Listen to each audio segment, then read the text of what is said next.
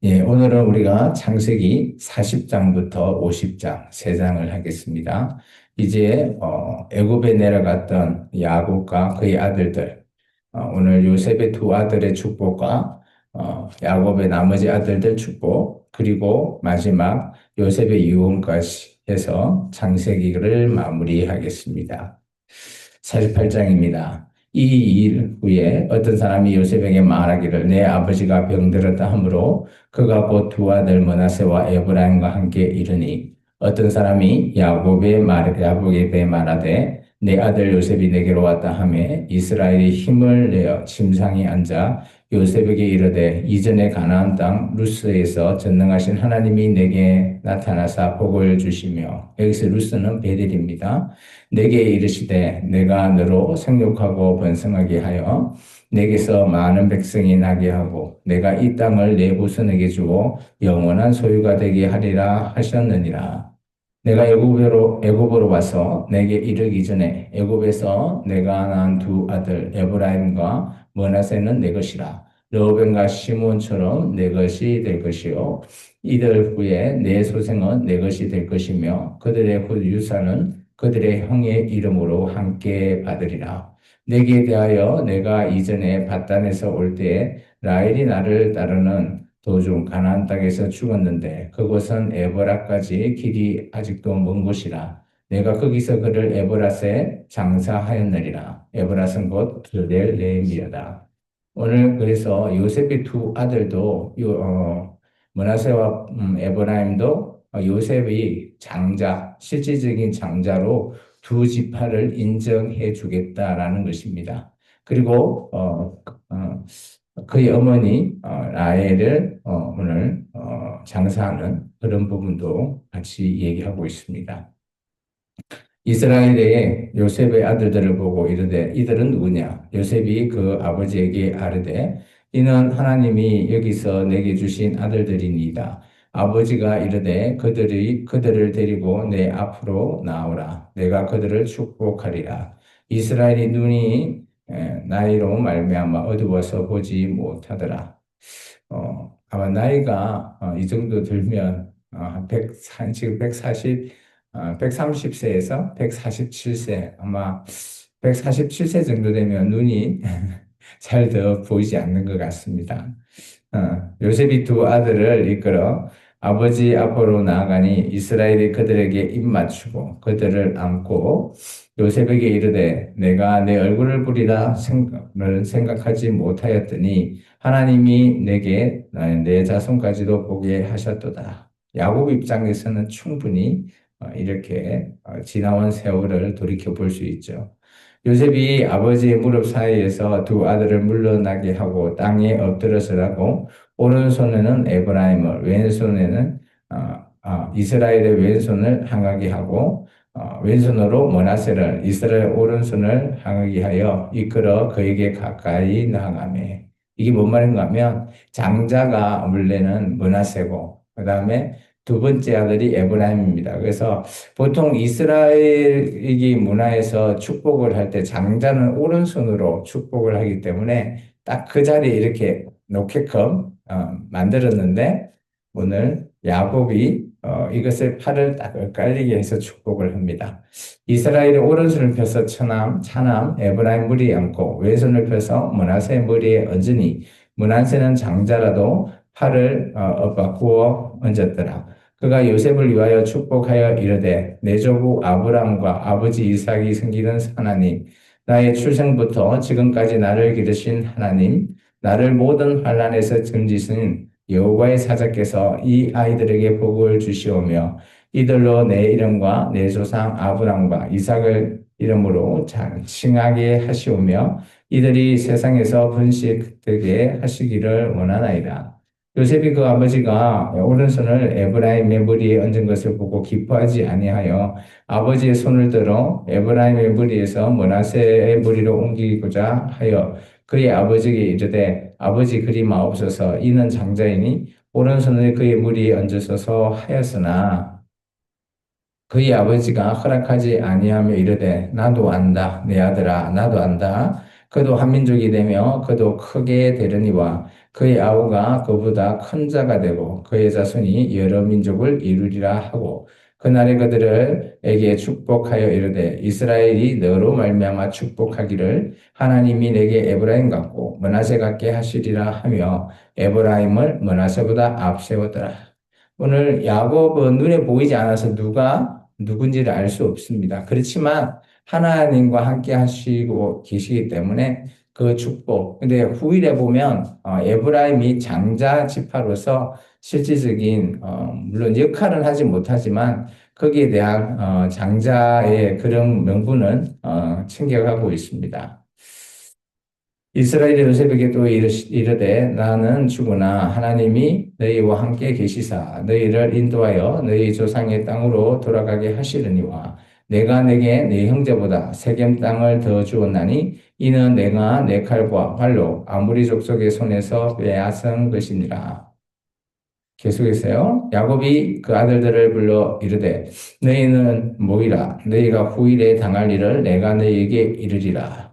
여기 이제 앞으로의 일을 얘기하고 있는데 여기 보면 축복도 있고 약간은 저주 비슷한 그런 내용도 포함되어 있습니다. 그래서 부모님이 하고 있는 이 축복이 항상 좋은 것만 있는 것은 아니다.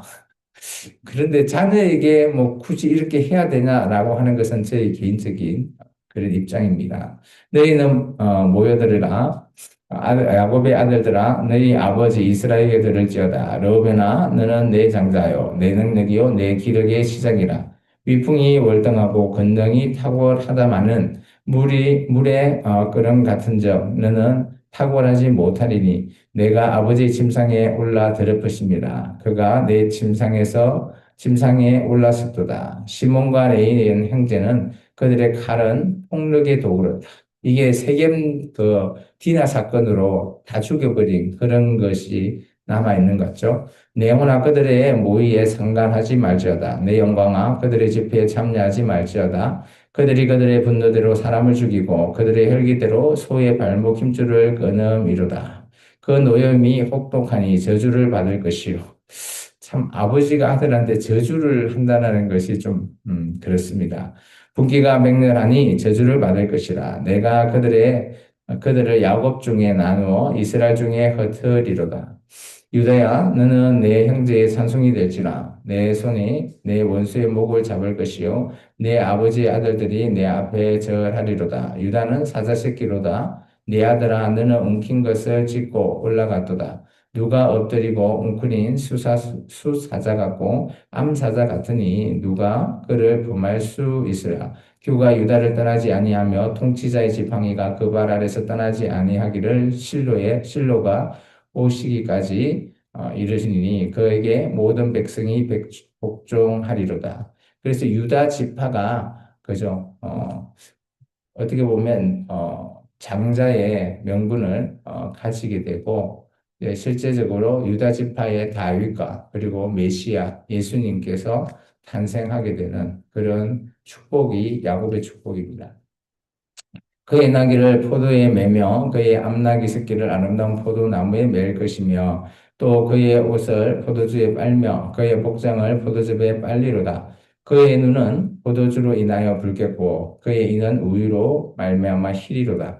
스불론은 해변에 거주하리니 그곳에 배 매는 해변이라. 그의 경계가 시돈까지로다. 어떤 아들은 축복이 좀 길고 어떤 아들은 축복이 한 줄밖에 안 되고 뭐 그런 부분도 좀 있습니다. 이사갈은 양의 우리 사이에 꿇어 앉은 건장한 나귀로다. 그는 쉴 곳을 보고 좋게 여기며 토지를 보고 아름답게 여기고 어깨를 내려 짐을 메고 앞제 아래에서 섬기리로다. 나는 이스라엘의 한 지파같이 그의 백성을 심판하리로다. 나는 길섭의 뱀이요 새끼의 독사로다. 말굽을 물어서 그 탄자를 뒤로 떨어지게 하리로다. 여호와여, 나는 주의 구원을 기대하리나이다. 갓은 군대를 추격을 받으나 도리어 그를 추격하리로다. 아셀에게서 나는 먹을 것은 기름진 것이라. 그가 왕의 수라상을 차리리로다.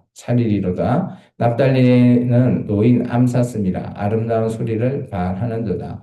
요셉은 무성한 가지 곧 샘 곁에 무성한 가지라. 그가 그 가지가 담을 넘어도다. 그래서 요셉이 그죠 담을 넘는 그런 축복을 받죠. 그죠 우리가 요셉의 이런 축복을 우리가 또 많이 사모하죠. 팔순원자가 그를 학대하며 적개심을 가지고 그를 쏘았으나 요셉의 활은 도리어 굳세며 그의 팔은 힘이 있으니 이는 야곱의 전능자 이스라엘의 반석인 목자의 손을 힘입음이라. 내 아버지 하나님께로 말미암아 그가 너를 도우실 것이요 전능자로 말미암나니 그가 내게 복을 주실 것이라. 위로 하늘의 복과 아래에 깊은 샘의 복과 젖먹는 이는 젖먹는 이의 복과 태의 복이로다. 내 아버지의 축복이 내 선조의 축복보다 나아서 영원한 산이 없음 같이 이 축복이 요셉의 무리로 돌아오며 그 형제 중 뛰어난 자의 정수리로 돌아오리라. 그래서 실질적인 장자의 두목을 받는 요셉의 축복입니다. 베냐민은 물어뜯은 일이라. 아침에 빼앗은 것을 먹고 저녁에는 움킨 것을 나누리라. 이들은 이스라엘 12지파라 이와 같이 그의 아버지가 그들에게 말하고 그들에게 축복하였으니 곧 그들 각 사람의 분량대로 축복하였더라. 이게 보면 이거 전체는 축복인데 누구에게는 저주도 섞여 있는 그런 축복이죠. 그가 그들에 명하여 이르되 내가 내 조상들에게로 돌아가리니 나는 햇사람 에브론의 밭에 있는 굴레에 우리 조상과 존조와 함께 장사하라. 이 굴은 가나안 땅 마므레아 막벨레 밭에 있는 것이라. 아브라함의 햇사람 에브론에게서 밭과 함께 사서 그의 매장지를 삼았으므로 아브라함과 그의 아내 사라가 거기 장사되었고 이삭과 그의 아내 리브가도 거기 장사되었으며 나도 레아를 그곳에 장사하였노라. 이 밭에 거기 있는 굴은 햇사람에게서 산 것이니라. 야곱이 아들에게 명하기를 마치고 그 발을 침상에 모으고 숨을 거두니 그의 백성에게로 돌아가더라. 야곱이 이 축복은 아마 힘에 겨워서 마지막에 자녀들에게 축복을 하고 그죠? 하나님에게로 돌아가는 그런 장면입니다. 그리고 50장은 이 야곱을 장례하는 일입니다. 요셉이 그의 아버지 얼굴에 부풀어 울며 입 맞추고 그 수종드는 의원에게 명하여 아버지의 몸을 향으로 처리하게 하며 의원이 이스라엘에게 그대로 하되 40일이 걸렸으니 향으로 처리하는 데는 이 날수가 걸림이며 애굽 사람들은 70일 동안 그를 위해 곡하였더라. 이런 내용을 보면 이게 그저 일반 개인적인 장례가 아니라 아마 국가적인 장례로 이 야곱의 장례가 치러진 걸로 볼 수 있죠. 우리는 요즘 보통 뭐 장례식을 하면 그죠? 3일장 정도 하잖아요. 여기는 보면 아마 입관하는데 거의 한 40일 걸리고 그리고 70일 정도 후에 아마 장례가 진행되는 것 같습니다. 곡하는 기간이 지남에 요셉이 바로의 궁에 말하여 이르되 내가 너희에게 은혜를 입었으면 원하건대 바로의 귀에 아뢰기를 우리 아버지가 나로 맹세하게 하여 이르되 내가 죽거든 가나안 땅에 내가 파놓은 묘실에 나를 장사하라 하였나니 나로 올라가서 아버지를 장사하게 하소서 내가 다시 오리이다 하라 하였더니 바로가 이르되 그가 내게 시킨 맹세대로 올라가서 내 아버지를 장사하라. 그러니까 잘 보시면 이 애굽을 벗어나기 위해서는 바로의 명령이 꼭 필요한 거죠. 오늘 장례도 가나안 땅에 오늘 헤브론에 묻혀야 되기 때문에 아마 그 요즘 같으면 우리가 나라의 국경을 지나는 때 꼭 그 나라의 국경에서 우리가 뭐 여권이나 이런 비자를 발급받아야지 충분히 들어갈 수 있듯이 여기도 바로의 허락을 받고 이 일을 진행하는 걸로 볼 수 있습니다.